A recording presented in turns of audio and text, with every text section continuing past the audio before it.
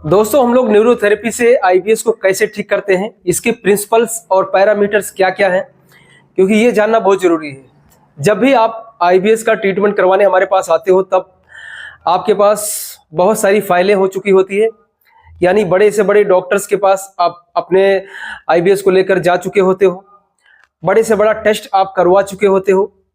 उसके बाद जब हमारे पास आप पहुंचते हो, तब हमारे ऊपर आप मान लो आपने यूट्यूब में वीडियो देखा, फीडबैक का वीडियो देखा, आप वहां से चले आए, दूसरे का वीडियो देखा तो लगा कि हाँ यहाँ पे जाना चाहिए इसलिए चले आए।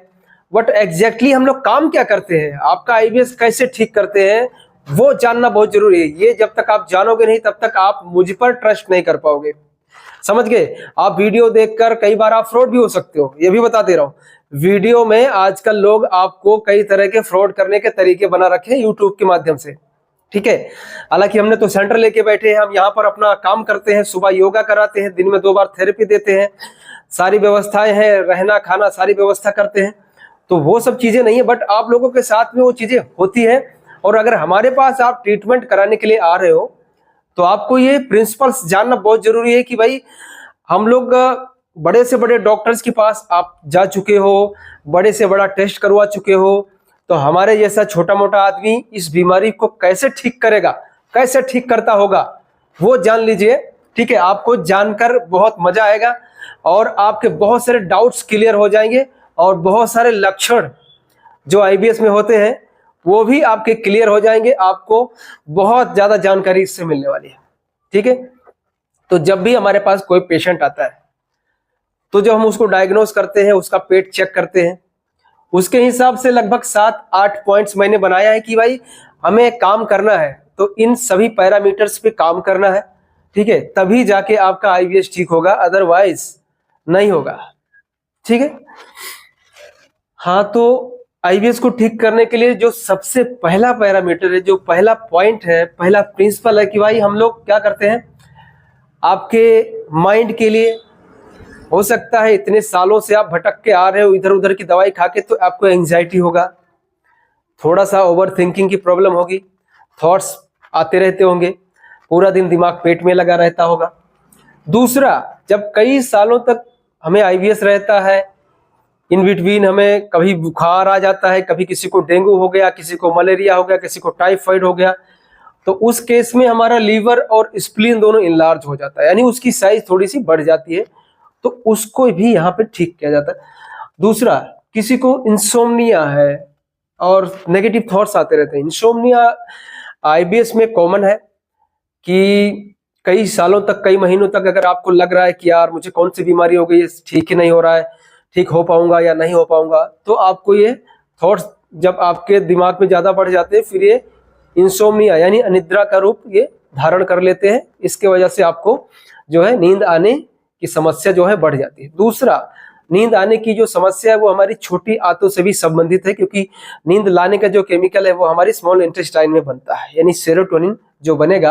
अगर स्मॉल इंटेस्टाइन में आपके स्वेलिंग है, थोड़ा भी इन्फ्लेमेशन है, तो आपको नींद की दिक्कत हो सकती है, ओके।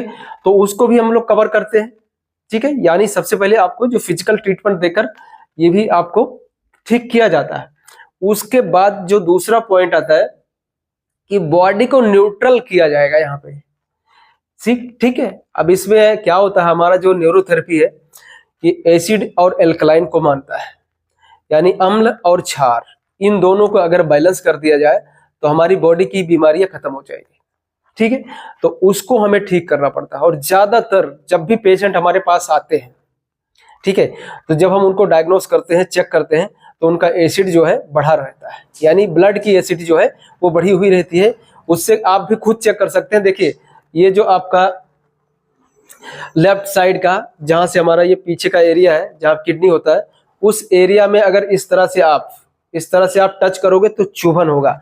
राइट साइड कम होगा, लेफ्ट साइड ज्यादा होगा। अगर लेफ्ट साइड ज्यादा हो रहा है तो इट मीन्स कि आपकी ब्लड जो है बहुत ज्यादा एसिडिक है, ठीक है। वो कॉन्स्टिपेशन की वजह से बढ़ जाता है, ज्यादा डायरिया की वजह से भी बढ़ जाता है, लूज मोशन की वजह से भी बढ़ जाता है, ठीक है। नाभि खिसकने की वजह से ब्लड एसिडिक हो जाता है, और नाभि ही तो हमारे आईबीएस की जड़ है, वो मैं आगे बात करने वाला हूँ, ठीक है।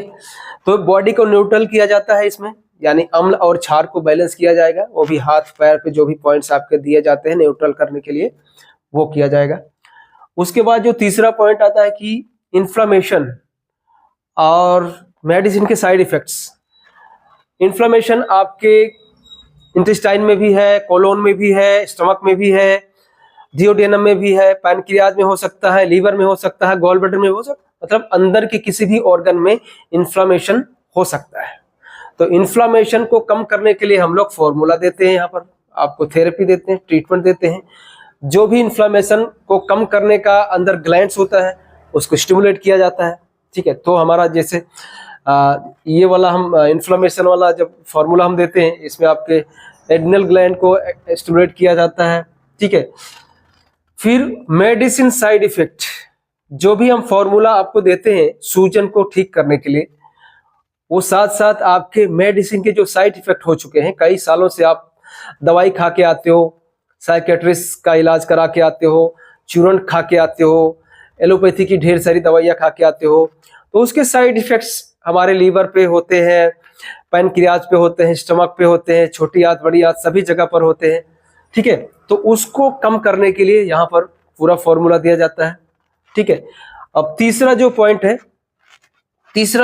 है कि जिसको भी आईबीएस है उसको या तो कब्ज है यानी कॉन्स्टिपेशन है, या उसको लूज मोशन है, या तो उसको डायरिया है, या तो मिक्स वाला है। किसी दिन चिकना चिकना होता है, किसी दिन अच्छा टॉयलेट होता है, किसी दिन फटे फटे होगा, किसी दिन टुकड़े टुकड़े में होगा, अलग अलग कंडीशंस रहता है। तो वो कंडीशंस हमें ठीक करना पड़ता है। ऐसे कंडीशंस में हमें यूडीएफ आता है, यानी लैट्रिन ऐसा लगेगा कि अनपचा ही निकल जा रहा है, उसमें कई बार आपको म्यूकस यानी चिकना चिकना भी दिखाई देगा, ठीक है। तो उसको ठीक किया जाएगा। अब चौथा जो पॉइंट है न्यूरोथेरेपी में, भाई हमें नाभि को सेट करना है और नले को भी ठीक करना है। जितने भी पेशेंट आते हैं 99% पेशेंट की नाभि खिसकी हुई रहती है, इसीलिए आप दवाई खाकर थक जाते हो, कोई भी रिजल्ट आता नहीं, क्योंकि आपने नाभि और सूजन को ठीक नहीं किया। तो हम लोग क्या करेंगे, ऊपर हमने सूजन को ठीक करा और फिर नाभि को भी सेट करेंगे और नले को ठीक करेंगे।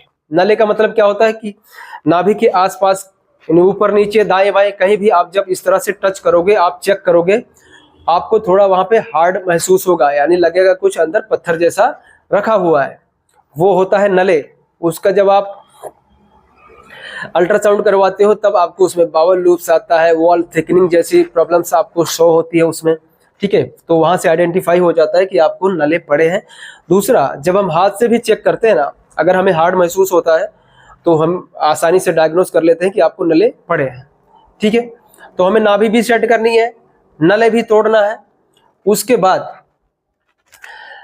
जो पांचवा पॉइंट आता है कि इसमें आपका नाभि के आसपास यानी नाभि के चारों तरफ पेन होता रहता है, आपको दुखता है, दर्द होता है, ठीक है। तो उसको ठीक करने के लिए हम लोग फॉर्मूला देते हैं, उसमें आपको नले भी ठीक होता है, ठीक है। यानी नाभि के आसपास अगर कहीं टाइट है तो टाइटनेस यानी हार्डनेस उसको भी सॉफ्ट किया जाएगा। दूसरा, कहीं पे दर्द हो रहा है, ज्यादातर मैं आपको बता दे रहा हूँ, जिसको ज्यादा भयंकर बहुत सीवियर कॉन्स्टिपेशन है उनको नाभि के राइट साइड में दबाने पर बहुत ज्यादा चुभेगा, बहुत ज्यादा दर्द होगा। और जिनको लूज मोशन है, डायरिया टाइप का है, दिन में 5-6 बार जाते हुए चिकना चिकना लैट्रिन होता है, उसको नाभि के लेफ्ट साइड में दबाओगे तो आपको चुभेगा, काफी ज्यादा दर्द होगा। तो ये दोनों इंडिकेशन है कि आपके आंतों में इन्फ्लेमेशन है यानी सूजन है, ठीक है। तो वो सूजन हमें ठीक करना पड़ता है, वहां ब्लड सर्कुलेशन बढ़ाया जाता है। दूसरा 6 जो छठा पॉइंट है, यहाँ पर आपको खाने के बाद अगर पेट फूल रहा है, ब्लोटिंग हो रहा है, हैवी फील होता है, हैवीनेस आ जाती है, ठीक है, खाने के बाद में इस तरह की फीलिंग अगर आती है तो उसको ठीक करने के लिए यहाँ पर फॉर्मूला दिया जाता है, ठीक है। उसके बाद में जो 7वां पॉइंट है, ये बहुत ही इंपॉर्टेंट है और ये कंपलसरी आईबीएस वालों को दिया ही जाता है और सभी लोग देते हैं, मुझे नहीं आइडिया है, क्योंकि हमारे जितना हम जो 1 घंटा 5 मिनट 10 मिनट की थेरेपी देते हैं इतना कोई देता भी नहीं, इतना कोई आपके पीछे इतना कोई दिमाग लगाता नहीं है। बट हमने क्या आईबीएस को झेला हुआ है, तो हम सोचते हैं कि यार जो भी बंदा आए कम से कम यार रिजल्ट लेके जाना चाहिए, ठीक है। तो वो चीज हमारे अंदर से रहता है कि आदमी निराश होकर नहीं जाना चाहिए, इसलिए आपके पीछे हम इतनी सारी मेहनत करते हैं। ठीक है, जो 7वां पॉइंट में बता रहा था कि लोअर एब्डोमेन यानी पेल्विक एरिया जो हमारा होता है, तो ऐसे में अगर पेल्विक एरिया में ब्लड सर्कुलेशन की प्रॉब्लम है, वहां पे अगर टाइट है, थोड़ा सा हार्ड हो गया है, वॉल थिकनिंग है या बाउल ऑब्स्ट्रक्शन है, ठीक है, तो उसमें क्या होगा कि आपको जो फीमेल होती है उनके अंदर व्हाइट डिस्चार्ज की प्रॉब्लम होती है, सफेद पानी, इस तरह के प्रॉब्लम्स आता है, उनका मेंसेस रेगुलर नहीं रहता है। ठीक है, और जो मेल होते हैं उनको नाइट फॉल की प्रॉब्लम हो जाती है, कई बार पेशाब के साथ भी उनको धात गिरती रहती है। ठीक है, रात में निकल जाता है उनका जो स्पर्म है। ठीक है, दूसरा सेक्सुअल प्रॉब्लम रहती है ऐसे पेशेंट को। ठीक है, फिर नले के भी मैंने पहले ही बताया कि नले का मतलब ये नहीं कि सिर्फ आपके आंतों में ही हार्डनेस आ गई, बाउल ऑब्स्ट्रक्शन आ गया, बाउल लोब्स आ गया तो ही है।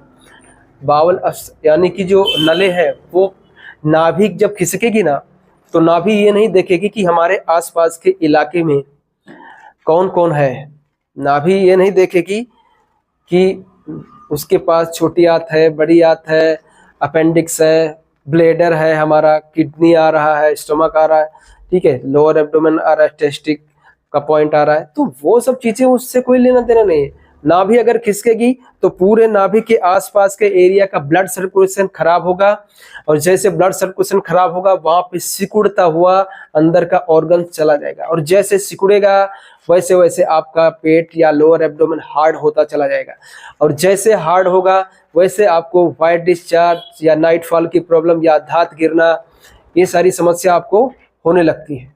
ठीक, तो ये सारी चीजें हमें ठीक करनी पड़ती है, तभी आपका आईवीएफ ठीक होता है।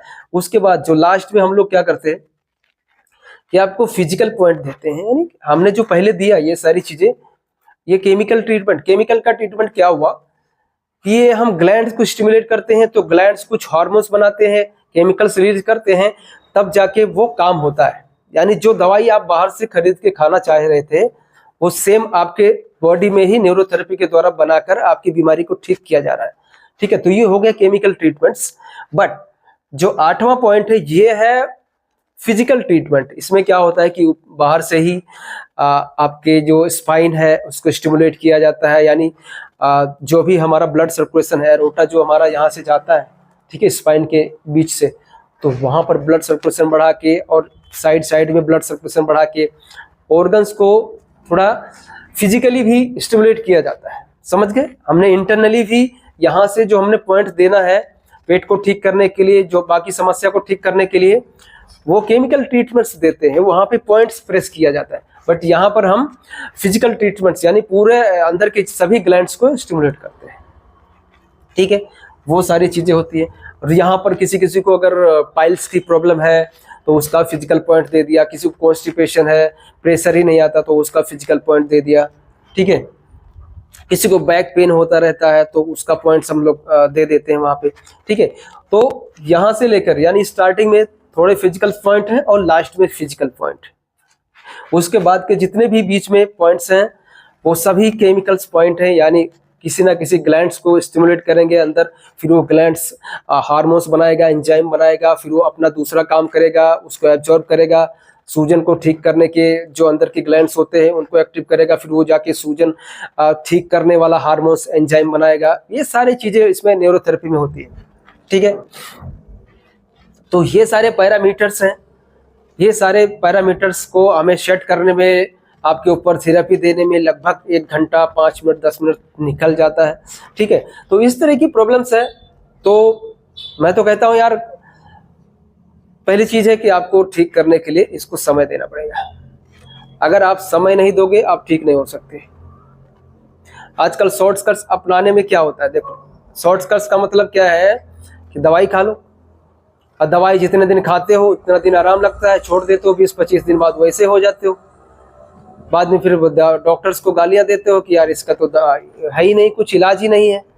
फिर जब डॉक्टर के पास जाके कुछ आर्गुमेंट करते हो तो बोल देगा कि आप साइकेट्रिस्ट के पास चले जाओ, दिमाग वाले डॉक्टर के पास चले जाओ, तेरा दिमाग खराब हो गया। इस तरह की चीजें डॉक्टर्स हमें बोल देता है, फिर हम ज्यादा और डिप्रेस हो जाते हैं कि ये लगता है मैं नहीं ठीक होऊंगा, ये भी थॉट्स आने लगते हैं हमारे माइंड में। ठीक है, तो ये सब चीजें हमें नहीं लानी है, घबराना नहीं है, बेचैन नहीं होना है, समय निकालिए, इलाज करवाइए, 100% आप ठीक हो सकते हो। बशर्ते यही है, पॉजिटिव रहना है और समय निकाल के आओगे, 100% ठीक होके जाओगे। ठीक है दोस्त, धन्यवाद, नमस्कार।